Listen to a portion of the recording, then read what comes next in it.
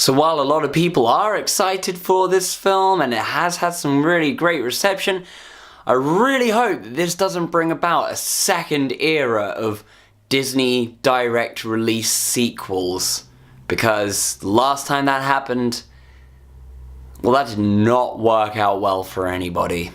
So we have a sequel now to one of Disney's biggest ever live-action heavy hitters. And to make a sequel to something so classic, can it ever live up to that kind of standard?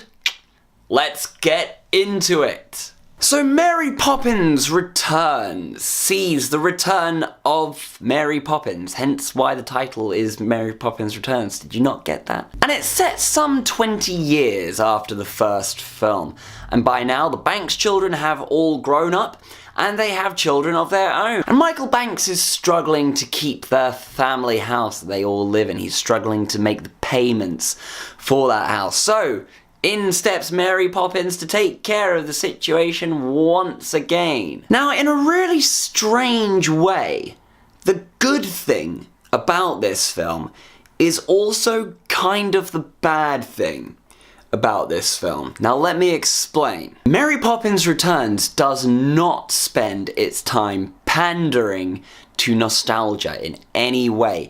Yes, there are some references to the first film because this is a direct sequel to the first film. It's not different people. This is the children that have now grown up and have children of their own. It's the same family. So there are bound to be references to the original. What it does is it comes in with things that are completely new and completely original and doesn't spend all of its time referencing things from the original and having little Easter eggs dotted through it. I mean, okay, there are a couple, but that's not the main aim of the film, which I liked. But what this also means is that the songs and the story that made the original so classic and so memorable and so original to begin with, they're not involved in this film at all. And as such, to compete with that is going to be a very much uphill struggle. And instead, the new songs that they have in Mary Poppins Returns, and the new plot that they have in Mary Poppins Returns, is so desperately trying to capture the magic and originality of the original, that what they actually end up doing is trying to kind of imitate them in a way.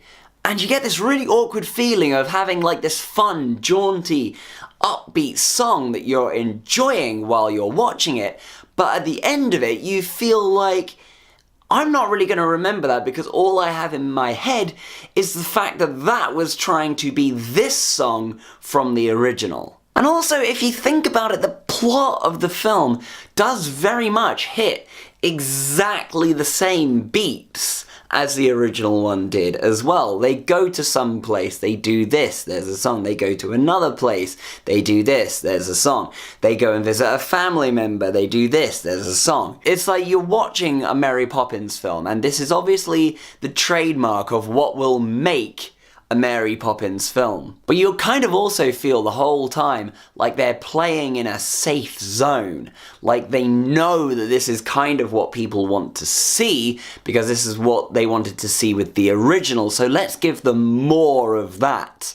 So it's original, but it's very, very safe. One thing I will say though is that Emily Blunt is the best person to play Mary Poppins in this sequel. She had absolutely everything nailed about this character. In fact, I've got to say, I had no problem with the majority of the cast of the film at all. Like, the whole cast of this film were brilliant in their roles. It's just more that the whole film was staying in that kind of safe zone area that made me realize, like, okay, this character is obviously meant to be this person from the original, but a new version, and so is this person, and so is this person. So actually, Mary Poppins Returns does have a really, really great cast behind it, and they all did stellar performances. So with all of that in mind,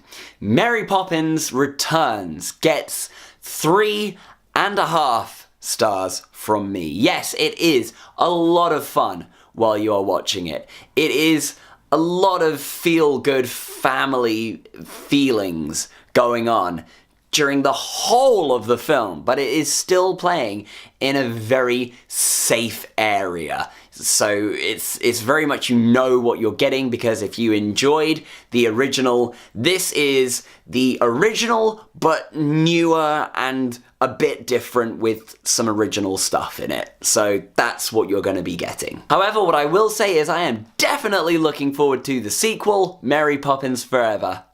So, Mary Poppins Returns. Have you seen it? What did you think about it? What was your favourite song from this film? If you can kind of remember what they were, because obviously you've still got the originals going through in your head, really, don't you? And do you think there's going to be any other new sequels to classic Disney films coming out anytime soon? Let's best not hope for that.